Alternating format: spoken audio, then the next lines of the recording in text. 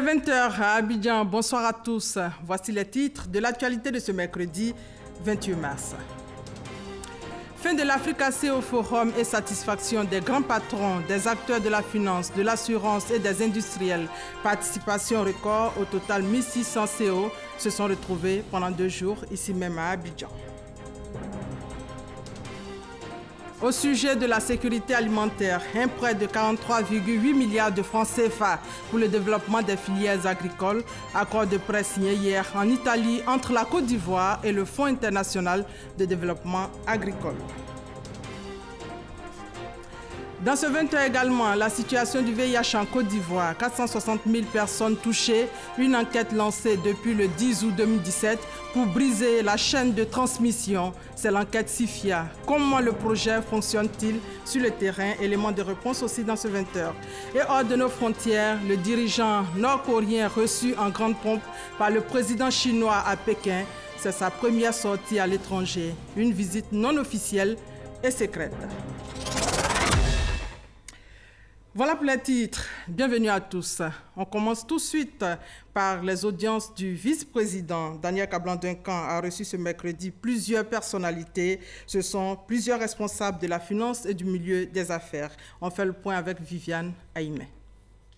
La 6e édition d'Africacie au Forum, organisée ici à Abidjan, a été une nouvelle fois l'occasion pour les opérateurs économiques et chefs d'entreprise ivoiriens de partager des expériences et nouer des partenariats d'affaires avec les chefs d'entreprise et hommes d'affaires venus d'Afrique et du monde entier. Un bilan somme toute satisfaisant pour les entreprises de Côte d'Ivoire et sur lequel le président de l'organisation patronale, la CGCI, Jean-Marie Aka, a échangé avec le vice-président Daniel Kablan-Duncan. Donc a été pour nous l'occasion de faire avec Monsieur le vice-président un tour d'horizon de la situation du secteur privé ivoirien avec les points d'avancée qui sont importants et également de pouvoir échanger avec Monsieur le vice-président sur les préoccupations du secteur privé ivoirien. Le vice-président s'est par ailleurs entretenu tour à tour avec le directeur général de la BCC, la Banque internationale pour le commerce et l'industrie de Côte d'Ivoire, filiale de BNP Paribas, Jean-Louis Ménan Kwame. Puis avec le PDG de Capital Partners, Michel Abrogua. Dernière en liste, la délégation de la Société financière internationale, organisation du groupe de la Banque mondiale dédiée au secteur privé. La délégation a été conduite par le chef des opérations de la SFI, Madame Stéphanie von Friedeburg. Au menu des échanges, le soutien aux entrepreneurs privés et à l'investissement privé en Côte d'Ivoire. La délégation de la SFI de rencontrer Monsieur le vice-président. Nous avons eu une séance de travail pour échanger les vues sur les opportunités de soutenir l'économie ivoirienne dans plusieurs domaines. Nous avons parlé des domaines des infrastructures, des domaines de l'agriculture en général et de l'agroalimentaire.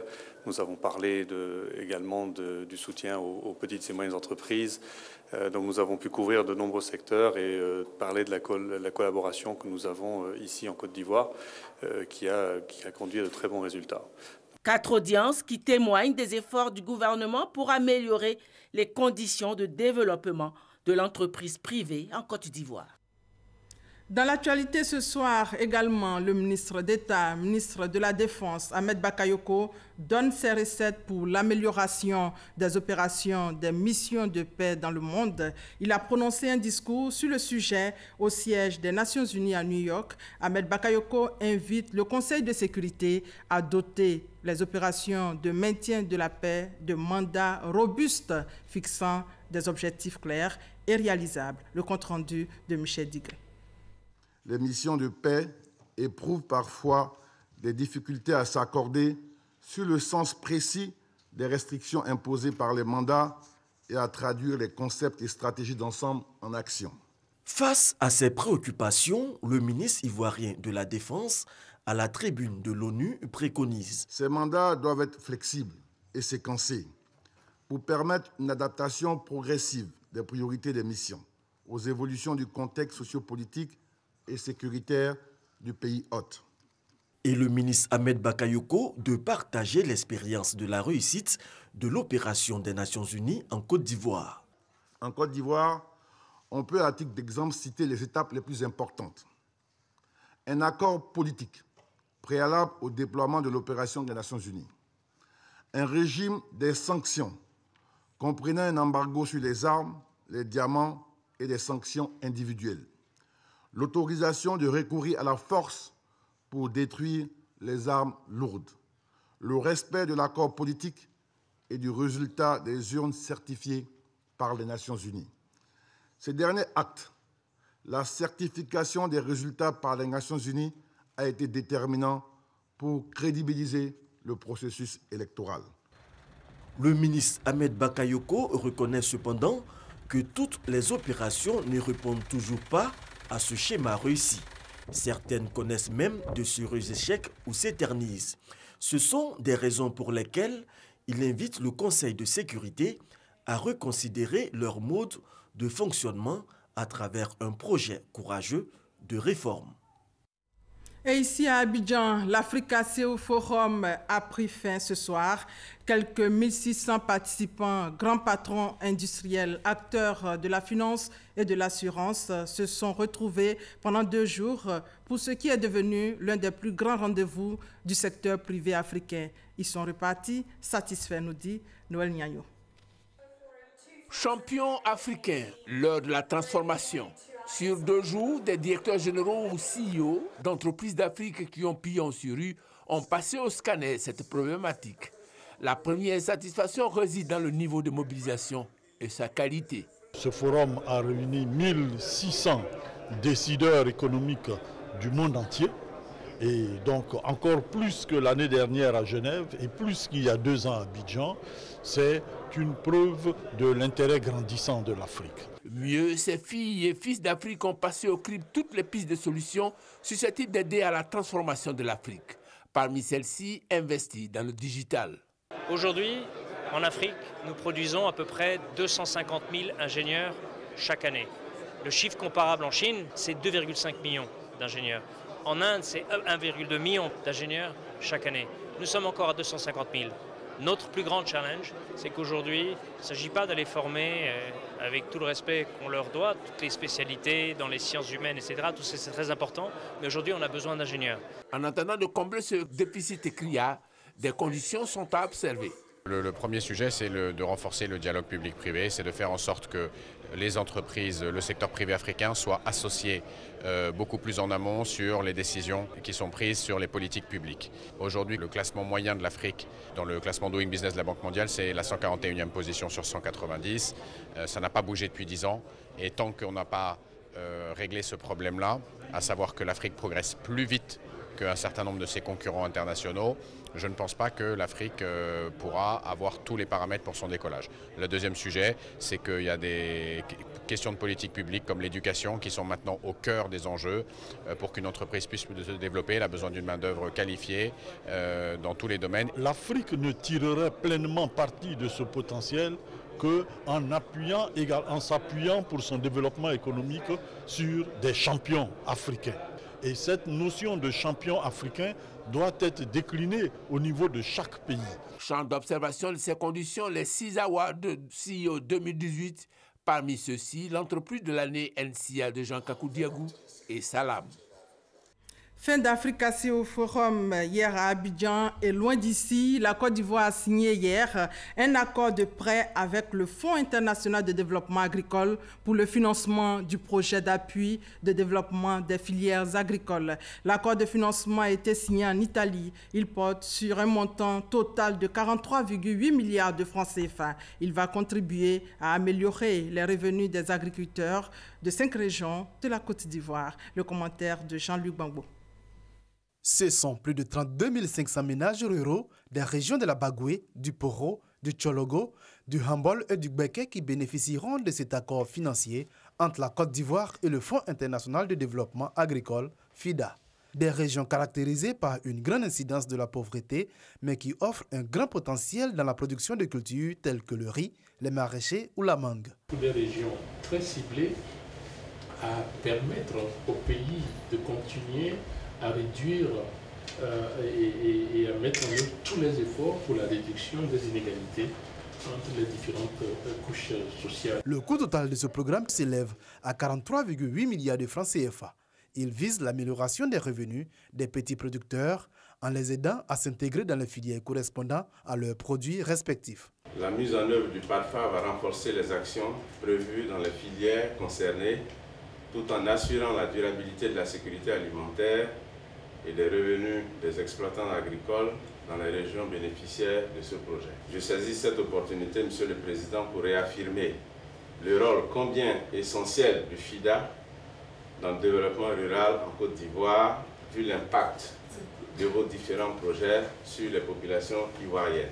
Depuis 1984, le FIDA a financé 11 programmes et projets de développement en Côte d'Ivoire pour un montant total de 411,8 millions de dollars US, soit 218,7 milliards de francs CFA.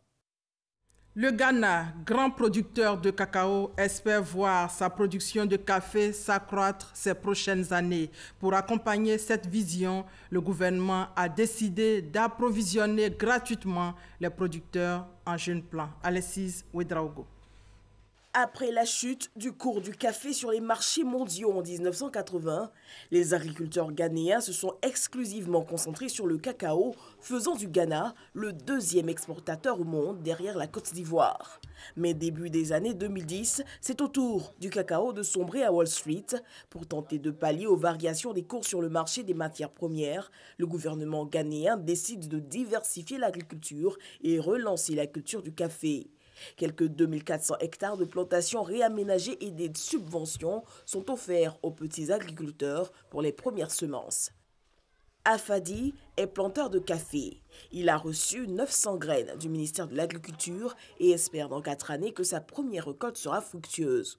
Au Ghana, la compétition avec le café importé reste tendue. Nous voulons nous exporter. Nous voulons vendre nos produits dans les supermarchés et les centres commerciaux de tout le pays. Nous voulons qu'enfin les gens sachent que le café d'Afrique, le café du Ghana, est une valeur de qualité. Les coffee shops qui se sont développés dans les grandes villes africaines aident aussi à l'émergence du secteur. Clou en a ouvert un, Kawamako, où les lattes, espresso ou autres americanos sont préparés avec des fèves exclusivement produites au Ghana. On achète le café produit localement, qui a grandi ici, qui a été torréfié ici, puis on y ajoute notre marque. Une enseigne de café ghanéen se positionne aujourd'hui même comme le Starbucks africain. Bourbon House Café ambitionne d'ouvrir des cafés à travers le pays et dans toute la région ouest-africaine. Au chapitre santé, en Côte d'Ivoire, 460 000 personnes vivent avec le VIH. Pour mieux comprendre l'état actuel de l'épidémie, le pays a lancé le 10 août 2017 une enquête sur l'impact du VIH au sein de la population. Ce projet régional est dénommé Enquête SIFIA. Il s'achève le 30 mars 2018, c'est-à-dire après-demain vendredi. Comment le projet fonctionne-t-il sur le terrain? Élément de réponse avec Walter Amadou Ouattara. Mobilisation communautaire à Drayo-Danyoa, village de la sous-préfecture de Ouagayo dans la région du Gor. Une tradition qui marque le début des activités de terrain des agents de l'enquête nationale sur l'impact du VIH dans la population dénommée SIFIA. C'est un projet de santé que conduit le ministère de la Santé et de l'Hygiène publique. Le SIFIA vise à assurer une meilleure adéquation entre les besoins des populations et les ressources disponibles pour l'amélioration de l'accès aux soins et traitements du VIH. Il s'agit principalement d'essayer d'évaluer quelle est la portée des politiques de lutte contre le VIH qui ont été menées depuis la découverte du premier cas de VIH en Côte d'Ivoire ici. Donc cette étude va nous permettre de mieux affiner nos données en termes de prévalence, en termes d'incidence. C'est seulement après des explications sur le SIFIA et des échanges que les agents se déploient dans la communauté. La sensibilisation continue et s'intensifie. Il est question de vérifier votre état de santé par des consultations gratuites. Avant que les équipes n'arrivent sur le terrain, il y a les mobilisateurs communautaires qui sont mis en contribution. C'est-à-dire qu'on arrive dans la zone concernée, on recrute 2 personnes grâce au coordonnateur de la mobilisation communautaire et ces personnes en forment ces 2 agents. Et ces 2 agents, avec les mobilisateurs communautaires, sensibilisent toute la population pour recevoir et accueillir à une date bien précise et déterminée en fonction de la disponibilité des populations, de l'arrivée de toutes les équipes. À Trayo-Dagnoa, les règles de cette enquête sont respectées. Pas possible d'entrer dans une concession sans l'accord du chef de ménage. Celui-ci est interrogé, après quoi nous passons aux individualités. Chaque individu vivant dans le ménage qui a un âge compris entre 15 et 64 ans est interviewé. Après quoi, le résultat est donné aussi sur le champ. Et le reste du sang est convoyé sur le laboratoire satellite pour d'autres analyses, des analyses encore plus poussées pour des recherches futures. Exceptionnellement, notre équipe de reportage est autorisée à filmer l'introduction de la séance. Votre ménage a été sélectionné pour participer à l'enquête. Donc si vous êtes consentant, on va travailler avec votre ménage. Nous sommes d'accord, il n'y a pas de l'autre sort. On est d'accord. Après la signature numérique et physique du document de consentement, le reste de l'enquête va se faire dans une stricte confidentialité. Lorsque la personne est dépistée positive, on a encore un autre processus que nous mettons en place. C'est-à-dire, nous prenons les contacts de ce participant, que nous mettons en lien avec les structures sanitaires, les différentes ONG qui font la prise en charge du VIH. Les ONG négatives, nous continuons à leur prodiguer des conseils pour dire que dans un délai de 3 mois, nous conseillons à cette personne-là de pouvoir se rendre encore dans une structure sanitaire, dans les mêmes conditions, se faire tester encore. Les activités du programme SIFIA bénéficient de l'appui des autorités coutumières et administratives. Elle s'implique dans la mobilisation communautaire. Je voulais que les agents travaillent bien et puis trouver la solution des maladies. Je demande à la population de bien recevoir les gens.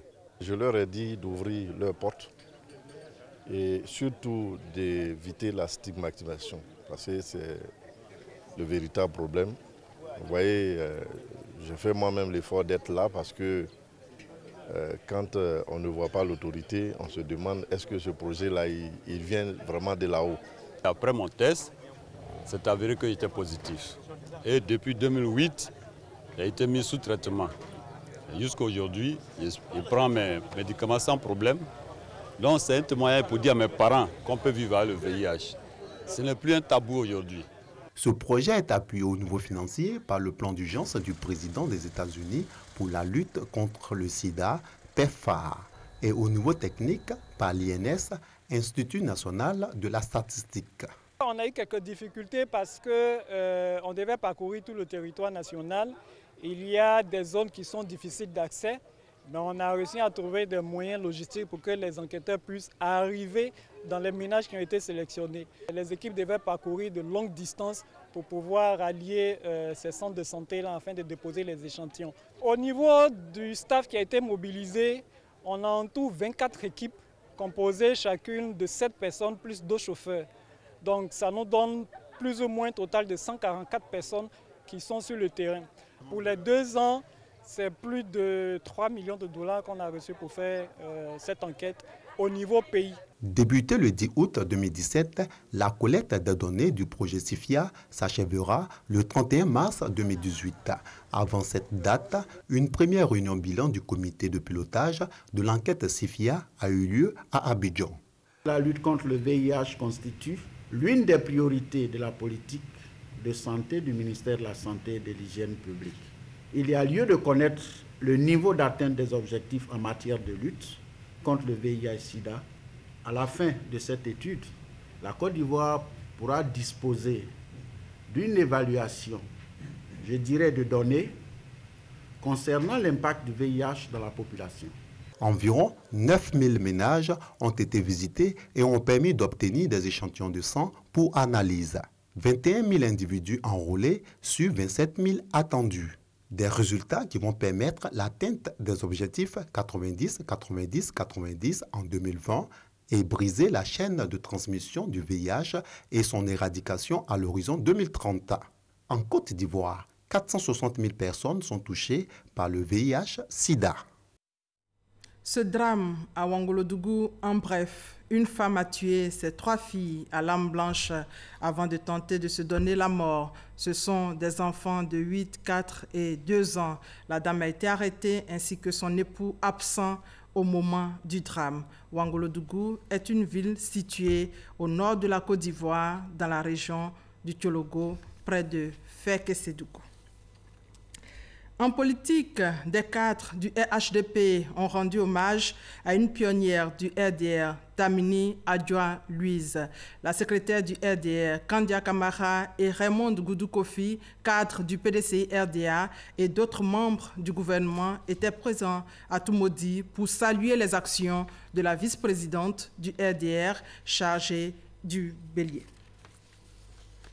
Un mot de cohésion sociale. Après les troubles qui ont secoué Bangolo les 12 et 13 mars dernier, suite au meurtre d'un jeune à un poste de sécurité, une délégation d'élus et cadres vient de sillonner le département pour exhorter les populations à la paix et à la cohésion sociale, seul gage de développement. Ève Boué est notre correspondante dans la région de l'Ouest. Première étape de cette tournée de cohésion sociale, conduite par une délégation d'élus et de cadres du département de Bangolo, le village de Bewezi Biao. Là où tout a commencé il y a de cela quelques semaines. Un jeune a été tué ici à un poste de sécurité et cela avait engendré quelques troubles à Bangolo et ensuite des sites sacrés ont été profanés dans ce village. Aujourd'hui, les forces de l'ordre, les autorités coutumières, les élus, les cadres et les différentes couches des populations essaient d'accorder leur violon. Des appels à l'apaisement sont lancés. Après Bewezi Biao, cap est mis sur Diouzon, le village dont est originaire le jeune homme tué à Bewezi Biao. Des échanges francs au cours desquels les villageois ont exprimé leurs inquiétudes et leurs préoccupations. La délégation a quant à elle écouté et rassuré, puis invité chacun à tout mettre en œuvre pour préserver la paix et la cohésion sociale afin de se concentrer sur les questions essentielles du développement. Maintenant, c'est le temps de la paix. Il faut que nous dialoguons désormais avec les forces de sécurité, avec les forces de défense, que l'esprit de dialogue s'installe entre eux et nous pour qu'ici, il y ait un apaisement durable. À tous nos parents, aux chefs de village, aux chefs de communauté, c'est le temps de la réconciliation, c'est le temps de la consolidation de la paix. Il ne faut pas laisser un seul espace à la violence. Il ne faut pas laisser un seul espace à tout ce qui peut nous freiner notre élan vers le développement.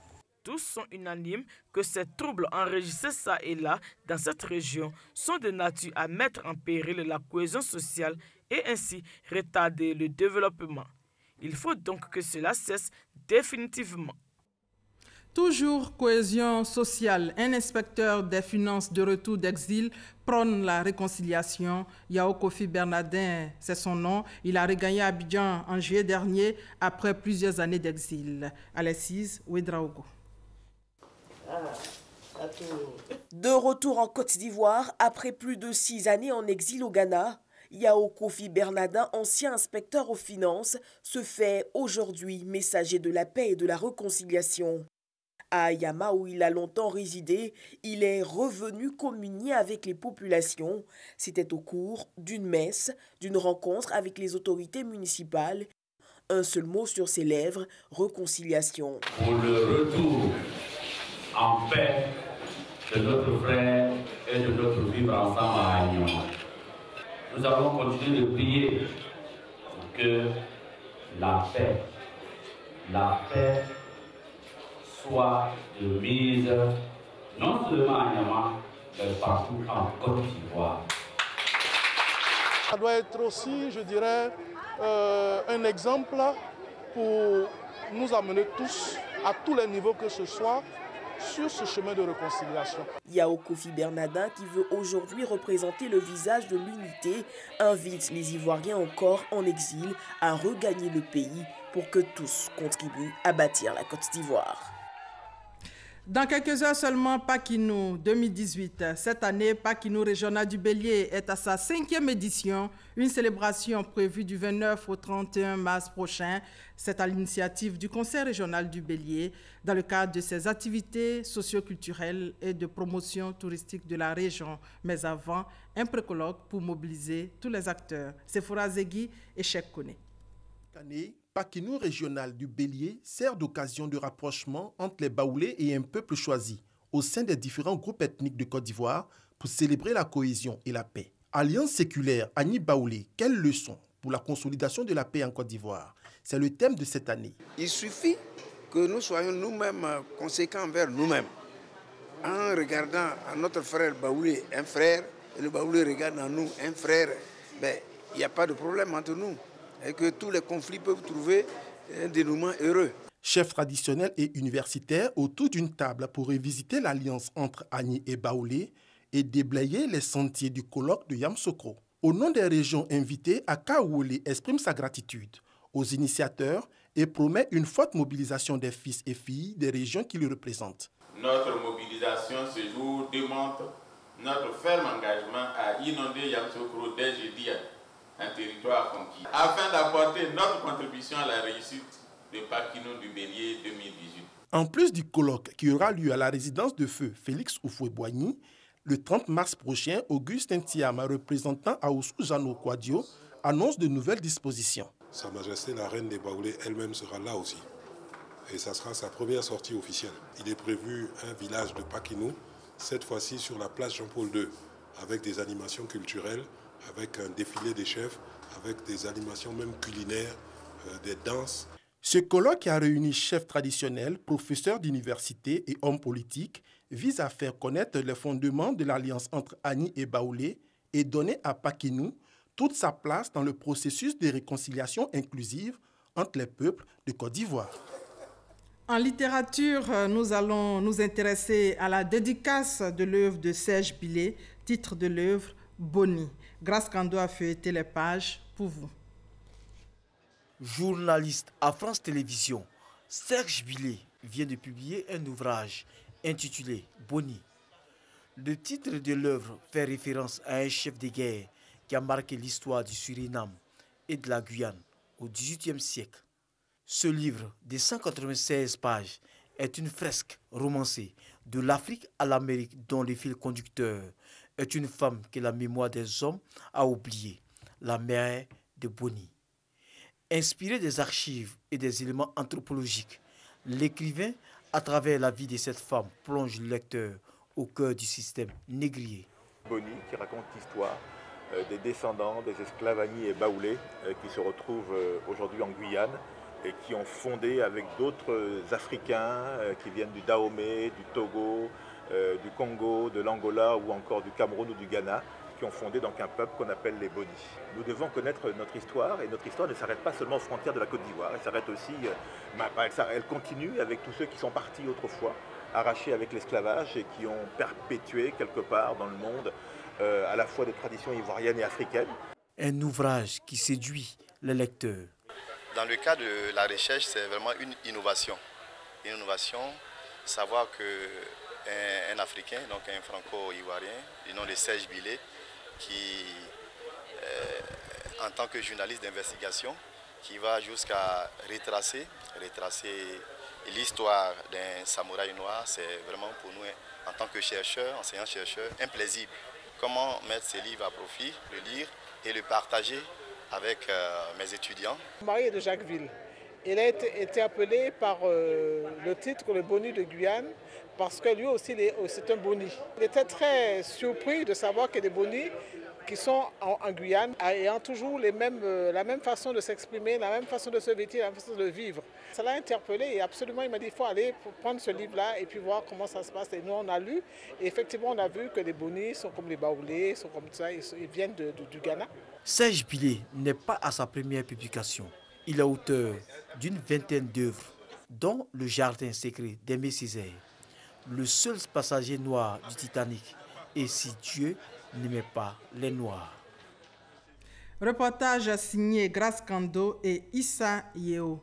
Les temps forts de l'actualité dans le monde, avec des pauses en République démocratique du Congo, des pauses également aux États-Unis, on commence par cette rencontre historique entre la Corée du Nord et la Chine. La suite avec Alexis Ouedraogo.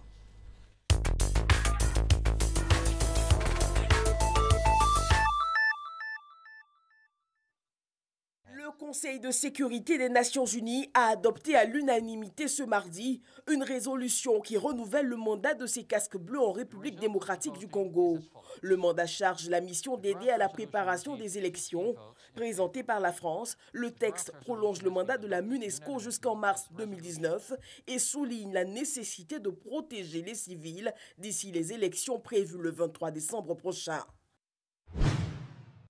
Ce mardi, les États-Unis ont affirmé que l'échec du cessez-le-feu en Syrie devrait marquer un jour honteux pour les membres du Conseil de sécurité.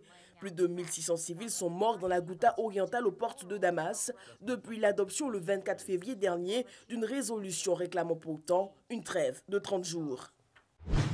Les médias chinois s'étaient gardés de confirmer la visite, attendant vraisemblablement que Kim ait regagné son pays. Kim Jong-un s'est entretenu avec le président chinois Xi Jinping. Il a confirmé être prêt à rencontrer le président américain Donald Trump après plusieurs mois de menaces de guerre entre les deux pays. Le sommet a été annoncé de sources sud-coréennes et américaines, mais pas encore confirmé de sources nord-coréennes. Selon Séoul, il pourrait se tenir fin mai, mais ni le lieu ni la date n'ont été encore annoncés. Le leader nord-coréen n'avait jamais rencontré le président chinois depuis son accession au pouvoir il y a 6 ans.